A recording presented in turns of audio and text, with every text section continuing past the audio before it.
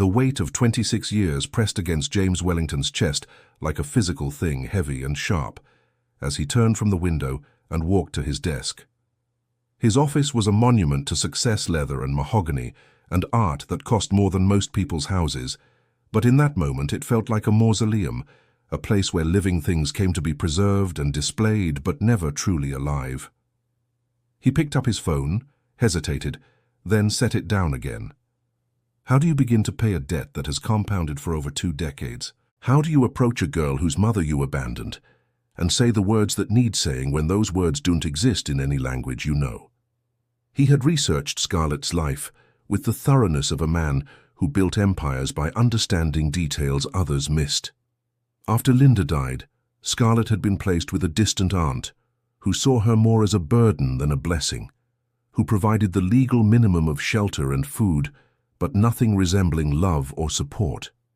At 16, Scarlett had left, choosing the uncertainty of independence over the certainty of neglect. She was working multiple jobs now, cleaning offices at night, stocking shelves before dawn, doing whatever kept her fed and housed in a room she shared with 2 other girls in a building that should have been condemned years ago. But here was what broke James Wellington's heart, in ways he didn't know hearts could still break. Scarlett was brilliant. Her school records, from before she had to drop out, showed a girl who devoured knowledge like oxygen, who saw patterns others missed, who had the kind of mind that could have changed the world if the world had given her even the smallest chance. She had been taking online courses whenever she could scrape together internet access, teaching herself coding and business principles, and everything she would need to escape the trap poverty had built around her. She was trying. God, she was trying so hard, fighting with everything she had against a current designed to drag her under. And his daughters, the ones he had raised with every advantage, walked past her like she was invisible. Not because they were cruel, but because they had never been taught to see. How could they see struggle when they had never struggled? How could they recognize hunger when they had never been hungry? How could they understand the weight of invisibility when they had spent their entire lives being the center of attention? Victoria worked in fashion PR, spending her days orchestrating parties for brands that sold shoes for more than some people's monthly rent. Catherine managed a gallery in the city's arts district, curating exhibitions for wealthy collectors who bought paintings the way normal people bought groceries.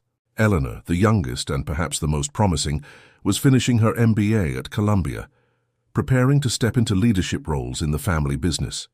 They were accomplished, educated, socially connected, everything their father had worked to give them. But they were missing something essential, something Linda Chen had possessed with nothing but a kind heart and worn-out hands. They were missing the ability to see people like Scarlett as fully human, as worthy of the same care and consideration they gave to their friends and family. James had built his empire, but he had failed to build his daughter's character in the ways that mattered most. That realization hit him like a physical blow. He had given them everything except the one thing that would have made them whole. The understanding that wealth and privilege came with responsibility, that comfort created obligation, that those who had much owed much to those who had nothing. The irony was almost poetic. Almost. The girl outside, the one they had ignored, was their sister. Not by blood, but by something more complicated, more painful, more real than blood. She was the ghost of the choice he had made, the road not taken made manifest, the living proof that every decision carries weight that compounds over decades until it becomes too heavy to carry alone. James made a decision. Not the easy decision, not the comfortable decision, but the only decision that might begin to balance scales that had been tipping wrong for 26 years. He would tell them, all of them. He would gather his 3 daughters and tell them the truth about who he had been before he became the man they knew, before he became wealthy and powerful and untouchable. He would tell them about Linda Chen and the choice he had made, and the girl sitting outside the mall who carried his absence in her bones, even though she didn't know his name. But first, he would talk to Scarlett. That conversation terrified him more than any board meeting, any hostile takeover, any business negotiation he had ever navigated. How do you tell someone that you could have changed their life but chose not to? How do you explain that you watched their mother die from a distance, that you knew about her struggle and did nothing? That you let a child grow up hard and hungry when you could have helped with a fraction of the wealth you spent on things that didn't matter. He couldn't make it right. That was the truth he had to accept. No amount of money, no gesture, however grand, could give Scarlett back her childhood, give Linda back her health, return the years of struggle and pain and loneliness that had marked their lives while he built his fortune on the foundation of their absence. But he could try.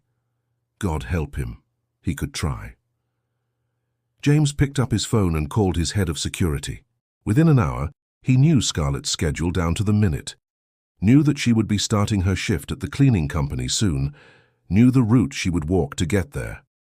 He put on his coat, the expensive cashmere one his wife had bought him for Christmas, and he walked out of his office, past his assistant who looked confused, because James Wellington didn't leave the office in the middle of the day, didn't walk anywhere when he could be driven, didn't do anything that disrupted the careful choreography of his scheduled life.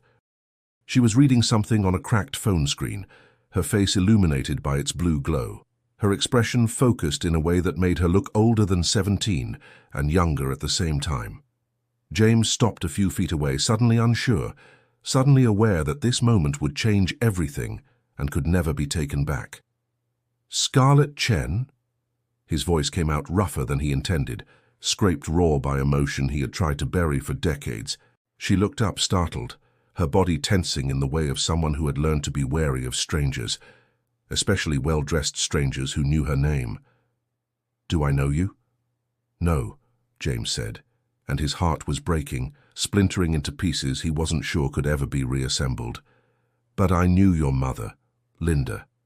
I knew her a long time ago, and I need to talk to you about something that's going to sound impossible, something that's going to hurt, but something you deserve to know." Scarlett stood slowly, her eyes scanning his face, trying to read intention, trying to assess threat level, trying to decide whether to run or stay. "What about my mother?" James Wellington took a breath that felt like it contained all the air he had ever breathed, all the words he had never said, all the apologies that could never be enough. "Your mother was the best person I ever knew, and I failed her. I failed both of you, and I know that what I'm about to tell you can't undo that failure, but you deserve to know the truth. You deserve to know that you are not alone in this world, that you never should have been alone, that the reason you were alone was because I made a choice 26 years ago that I've regretted every day since." The November wind cut between them, carrying city sounds and the smell of approaching snow, and in the space of that moment, two lives that had been separated by choice and circumstance and cowardice began the slow, painful process of finding their way back to something that might, with time and grace and more courage than either of them knew they possessed, eventually resemble healing. But the story was just beginning. Inside the mall, three sisters shopped, without knowing that their world was about to crack open, that the foundation they had built their lives upon was about to reveal cracks they never knew existed, that the father they thought they knew was about to become someone entirely different, someone who had carried secrets that would change everything they understood about family, sacrifice, and the invisible connections that bind human hearts across impossible distances. Sharing these heartbreaking truths isn't easy, but if you feel the weight of these hidden bonds, of choices that echo across decades, of the families we choose and the ones we abandon, subscribe and join us on this journey. Your like can spread empathy to someone who needs it today, and your comment might share a story that touches another soul searching for connection. We're building a community that understands that every life contains multitudes, that behind every face on the street is a story that could break your heart and rebuild it into something more compassionate, more aware, more fully human. Three wealthy sisters walked past a shivering girl in torn shoes at the mall's entrance, their designer heels clicking against marble floors, their laughter echoing through corridors lined with luxury. They didn't spare her a glance, but the CEO watching from his office window above knew something those sisters didn't, something that would shatter their world and rebuild it into something unrecognizable.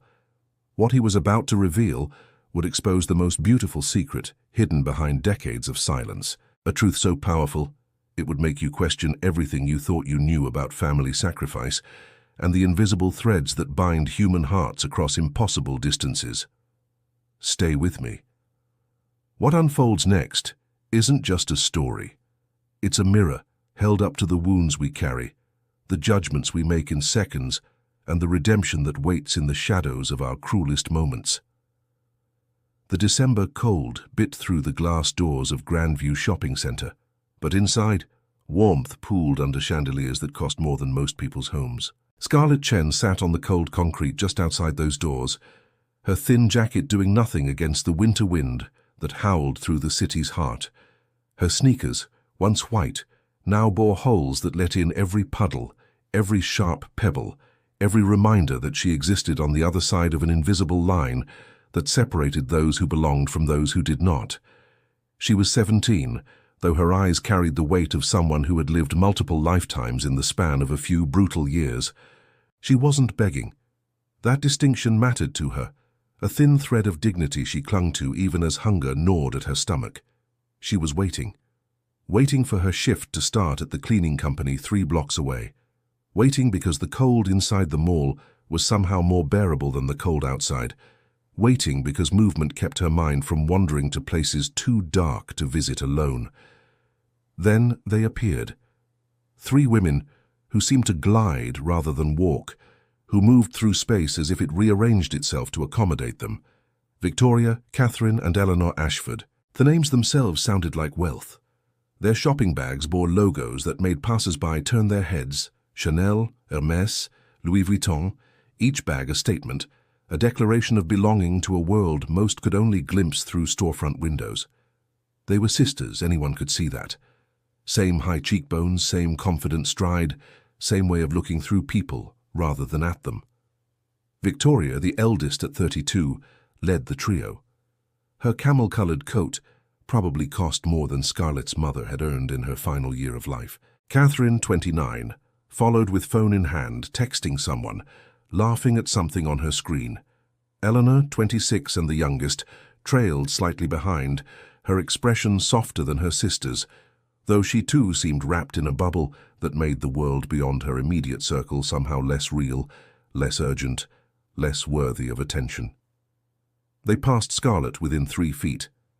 Close enough that Scarlett could smell Victoria's perfume, something floral and expensive that probably had a French name she couldn't pronounce. Close enough that their laughter, bright and careless, washed over her like a wave that didn't know it was drowning someone. Close enough that for one terrible moment, Scarlett thought Eleanor's eyes might have flickered toward her, might have registered her existence. But then the moment passed and they were gone, absorbed into the mall's golden interior, leaving nothing behind but the fading scent of perfume and the echo of heels on marble. Scarlett didn't feel anger. She had learned years ago that anger was a luxury for people who had energy to spare. She felt only a dull recognition, a confirmation of what she already knew. She was invisible.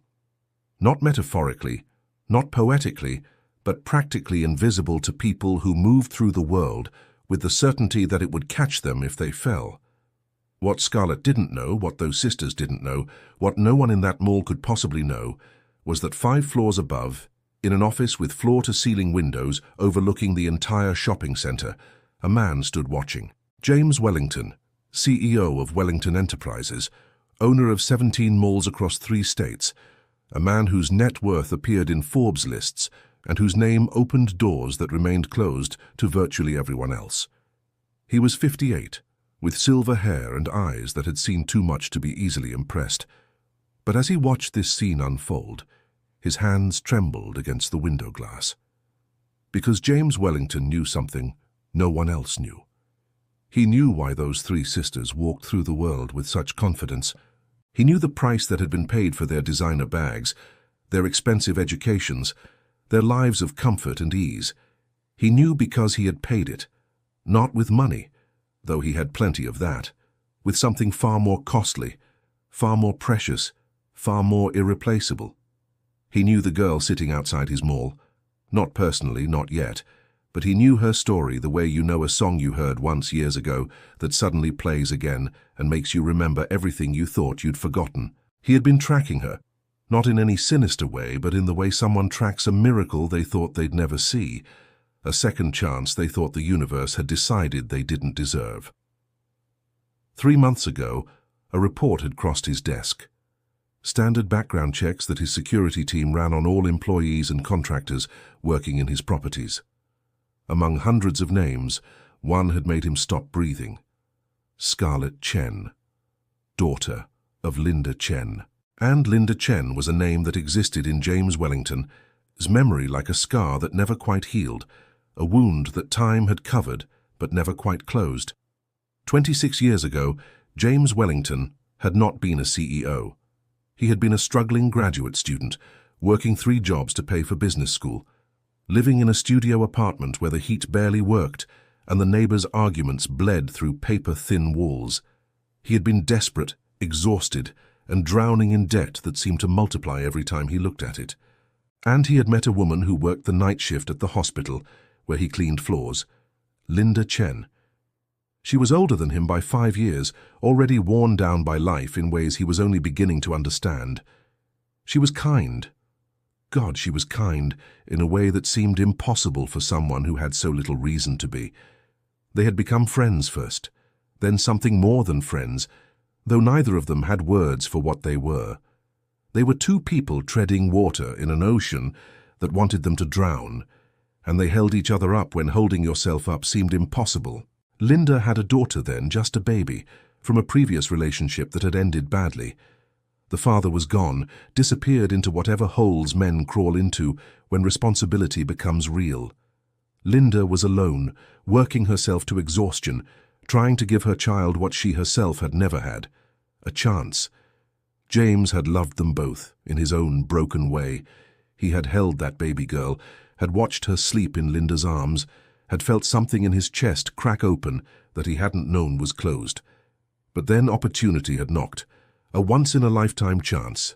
An investor interested in his business proposal, but only if he could move to New York immediately, only if he could commit completely, only if nothing and no one would divide his attention. The investor had been clear.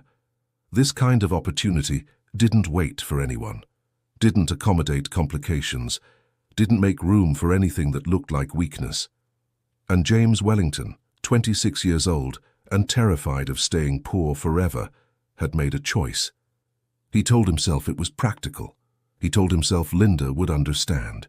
He told himself he was too young, too broke, too unprepared to be any kind of father to a child that wasn't even his. He told himself all the lies people tell when they're about to do something they'll regret for the rest of their lives. He left. He left and he built an empire.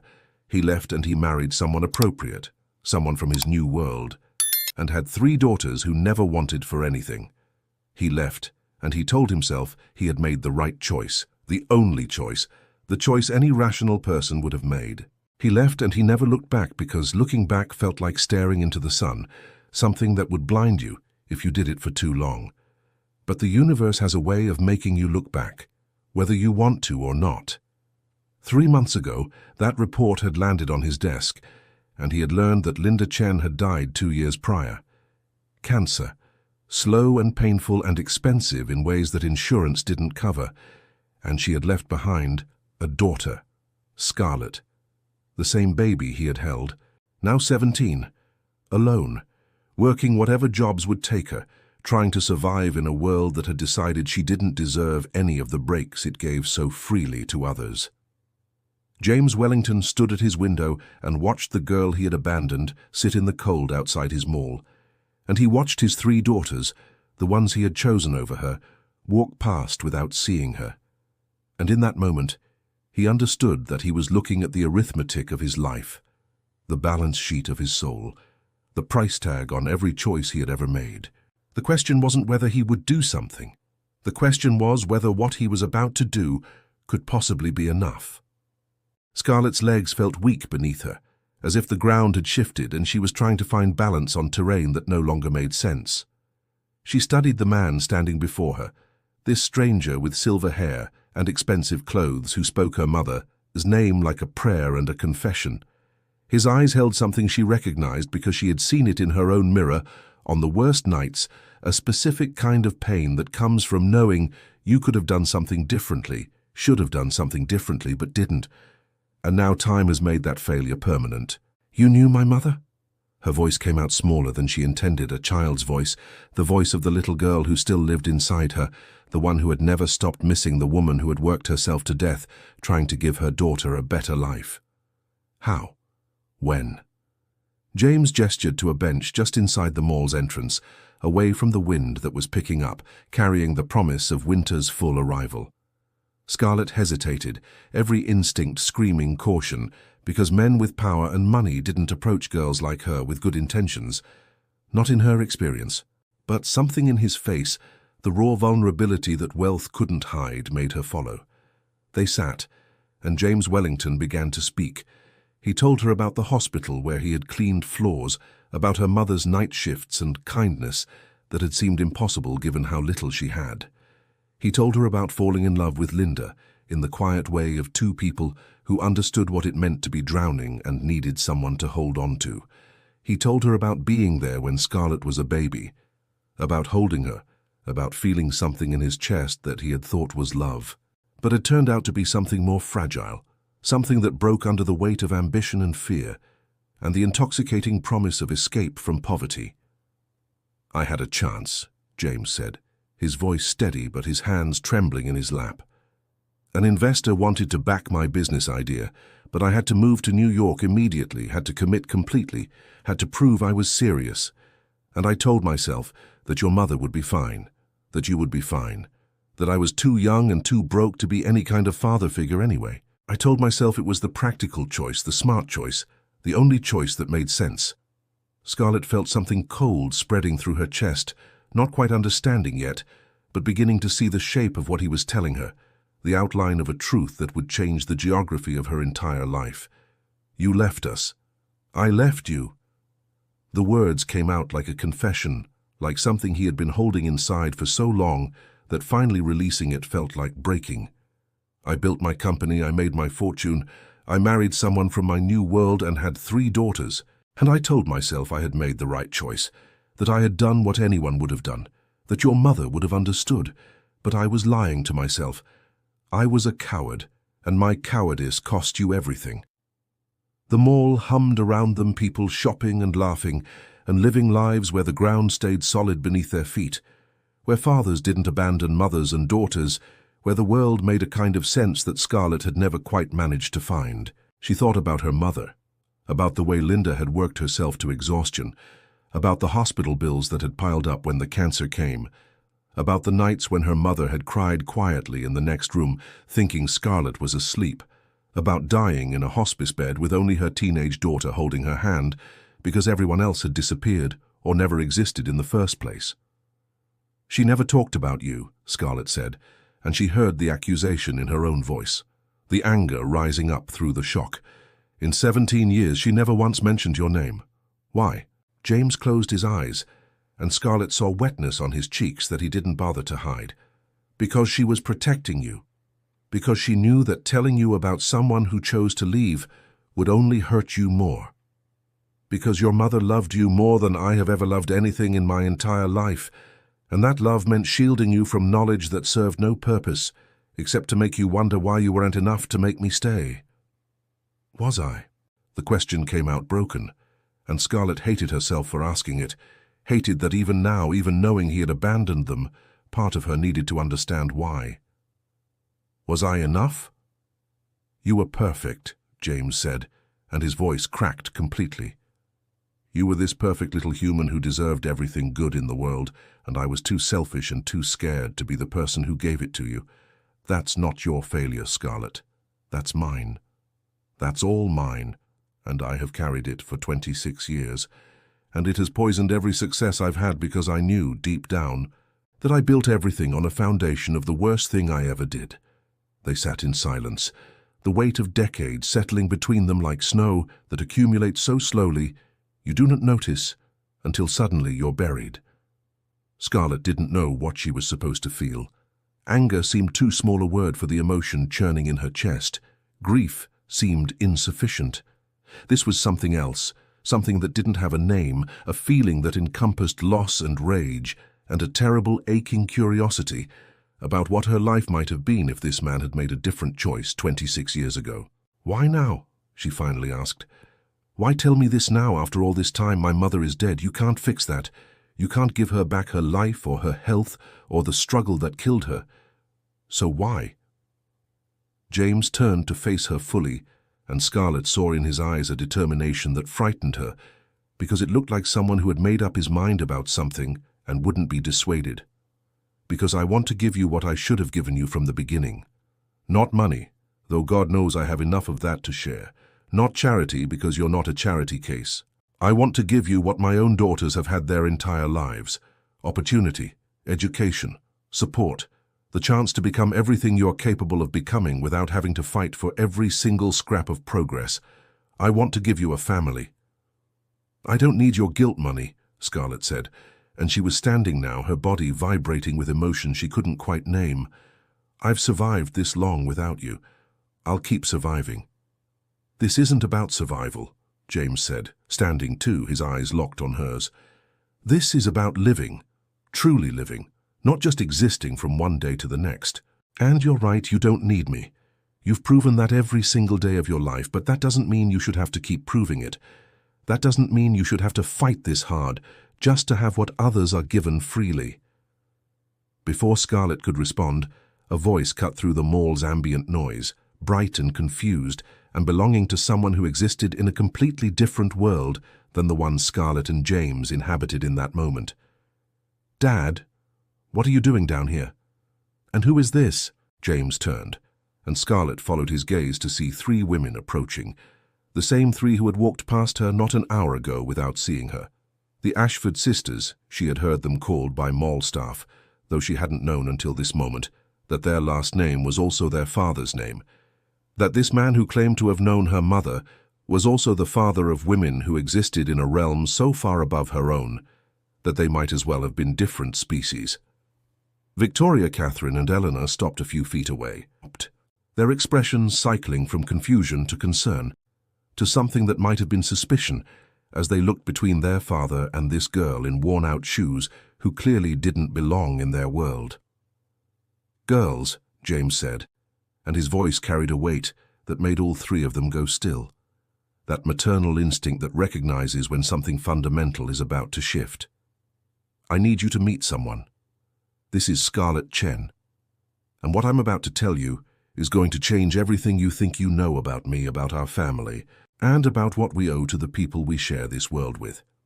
Eleanor's eyes flickered to Scarlett, and for a moment their gazes locked, and Scarlett saw something shift in the younger woman's expression, some recognition that they were both standing at the edge of something that would transform them in ways they couldn't yet imagine. The other 2 sisters looked more guarded, more defensive, already closing ranks around their father in that instinctive way families protect their own. But they weren't protecting him from an outsider, Scarlett realized with a jolt that felt like electricity through her chest. They were protecting him from truth, from accountability, from the consequences of choices made long before they were born.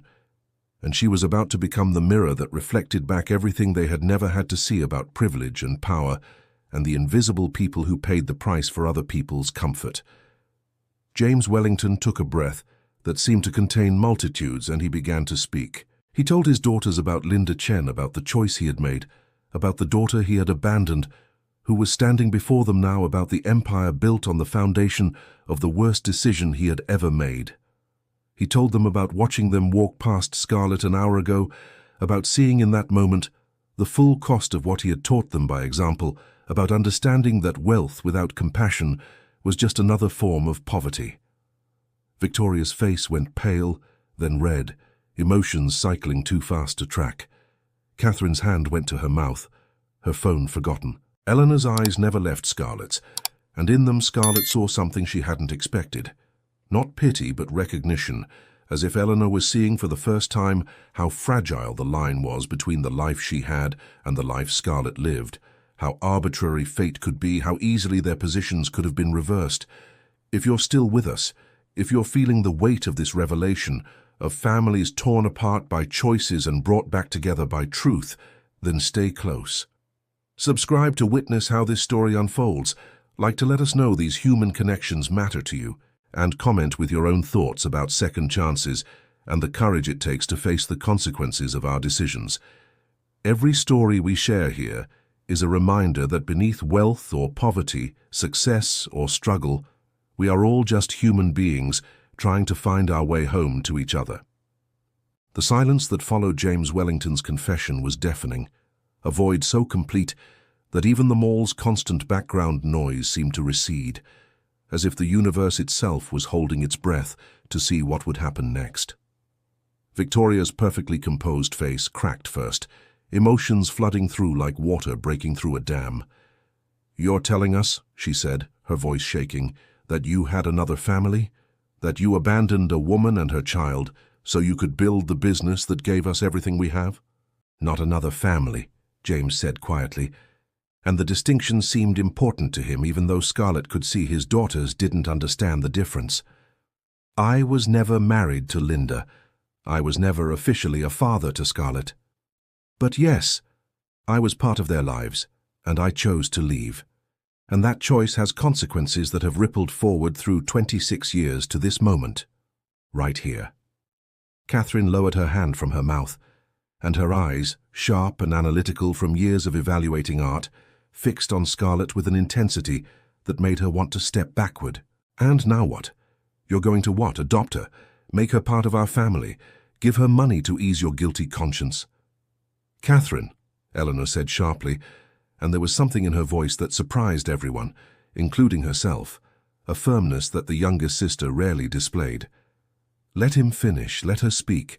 We don't get to control this narrative just because it makes us uncomfortable." Scarlett found her voice, though it felt like speaking through water, like pushing words through a medium that didn't want to let them pass. "I don't want anything from him, from any of you. I came here to wait for my shift to start. Not to disrupt your perfect lives or make claims on your father's wealth. I didn't even know he existed until 20 minutes ago." "But you know now," Victoria said, and her tone had shifted from shock to something harder, more defensive. "You know who he is, what he has, what we have, and I'm supposed to believe you won't want a piece of that." "Victoria, stop." James's voice cut through with an authority that made his eldest daughter flinch. "Scarlett has been surviving on her own since she was 16 years old. She's been working multiple jobs, teaching herself skills that most people pay thousands of dollars to learn, fighting for every single thing she has. She doesn't need us. But that doesn't mean we don't owe her everything we can possibly give." "Owe we her?" Catherine's voice rose.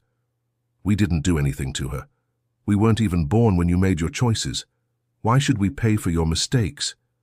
The question hung in the air, ugly and honest, and Scarlett saw in that moment the full complexity of what was happening. These weren't villains. They were women who had been raised in comfort and were now being told that their comfort came at someone else's expense, that their privilege was built on someone else's suffering, that the father they admired had feet made of clay and choices made of cowardice. They were defending the only reality they had ever known, because accepting this new reality meant accepting that everything they had taken for granted was tainted, that every advantage they enjoyed carried a price tag someone else had paid. "You're right," Scarlett said, and her voice was steady now, grounded in a truth she had learned through years of hardship. "You didn't choose this. None of us chose the circumstances we were born into. You didn't choose to be born into wealth any more than I chose to be born into struggle. But what we do choose is how we respond when we learn the truth. We choose whether to see each other as human beings, worthy of compassion, or as threats to our comfort. We choose whether to let understanding expand our capacity for empathy, or whether to contract into defensiveness that protects our privilege at all costs." Eleanor stepped forward, and Scarlett saw tears on her cheeks that she wasn't trying to hide. "I saw you," she said softly. "Earlier when we walked past, I saw you sitting outside, and I thought about stopping, about asking if you were okay, but I didn't. I kept walking because my sisters were walking, because we were running late, because 100 small justifications that add up to the fact that I saw another human being in need, and I chose not to see. And I'm sorry. I'm so desperately sorry." The apology cracked something open in the space between them, a small fissure in the wall of defensiveness and shock and fear. Victoria's face softened, just slightly, and Catherine's rigid posture relaxed by degrees. James watched his daughters with an expression that contained hope and fear in equal measure, as if he was seeing them truly for the first time, seeing who they were beneath the polish and privilege he had worked so hard to provide. "I don't have all the answers," James said, addressing all of them now, his 3 daughters and the girl who should have been his responsibility decades ago. "I can't undo the past. I can't give Linda back her life or give Scarlett back her childhood. But I can try to build something better moving forward. I can use the resources I've accumulated to create opportunities, not just for Scarlett, but for others like her, people who are fighting uphill battles against systems designed to keep them down. I can teach my daughters, if they're willing to learn, that wealth comes with responsibility, that privilege demands action, that comfort requires conscience." "What does that look like practically?" Victoria asked, and her tone had shifted from defensive to cautious, a woman trained in PR and strategy, trying to understand the parameters of this new reality. "What do you actually want from us?" James looked at Scarlett. "That's not my question to answer. Scarlett, what do you want? Not what you think you should want, not what would make me feel better about my failures. What do you actually need to build the life you deserve?" Scarlett felt the weight of 4 sets of eyes on her, 4 people from a world she had only ever observed from outside, asking her to articulate needs she had spent years learning to suppress, because wanting things you couldn't have was just another form of torture. She thought about her mother, about Linda's fierce determination to give her daughter more than she had, about the nights Linda had gone hungry so Scarlett could eat, about the way she had died still believing that her daughter would somehow break free of the cycles of poverty that had constrained her entire life. "I want to finish school," Scarlett said finally. "I want to go to college, study business and technology, learn how to build things that matter. I want to not have to choose between eating and paying rent, between buying books and buying medicine. I want the chance to discover who I could become if I wasn't spending all my energy just surviving. And I want—" She paused, surprised by the emotion rising in her throat. "I want to honor my mother's memory by becoming someone who helps others the way she helped people her entire life, even when she had nothing to give." "Then that's what we'll do," James said, and there was finality in his voice, a decision made and committed to regardless of cost or complication.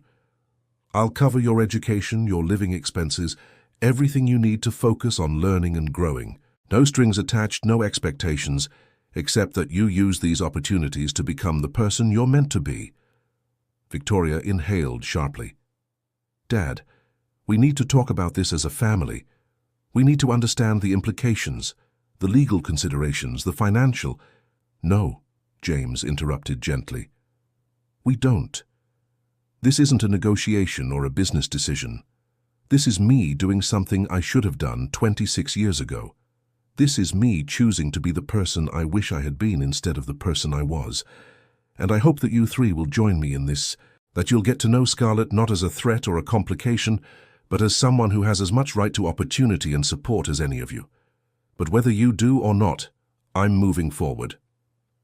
Catherine and Victoria exchanged looks, communication passing between them in that silent language siblings develop over decades.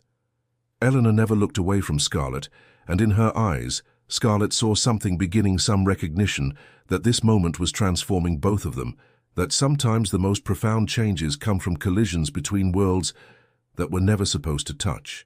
"I want to help," Eleanor said suddenly. "I don't know what that looks like yet, but I want to be part of this. I want to learn how to see people I've been taught to look past. I want to understand what privilege actually costs and who pays that cost. And I want—" She looked at Scarlett with something like hope. "I want to get to know you if you're willing. Not as charity, not as obligation, but as people." Scarlett felt something unfamiliar blooming in her chest, something that felt dangerously like hope. That treacherous emotion she had learned to guard against, because hoping for things made it hurt so much worse when they didn't materialize. But looking at Eleanor's open face, at James's determined expression, at even Victoria and Catherine's slowly softening defenses, she thought maybe, just maybe, this was hope worth risking. "Okay," she said quietly. "Let's try." And in that moment, in a mall filled with people chasing sales and temporary pleasures, 4 women and 1 man stood at the beginning of something that would change all of them, in ways they couldn't yet imagine. It wouldn't be easy. There would be awkward conversations and painful revelations, and moments when old patterns tried to reassert themselves. The sisters would have to confront uncomfortable truths about their privilege and their father's past. Scarlett would have to learn to accept help and trust people from a world that had only ever hurt her.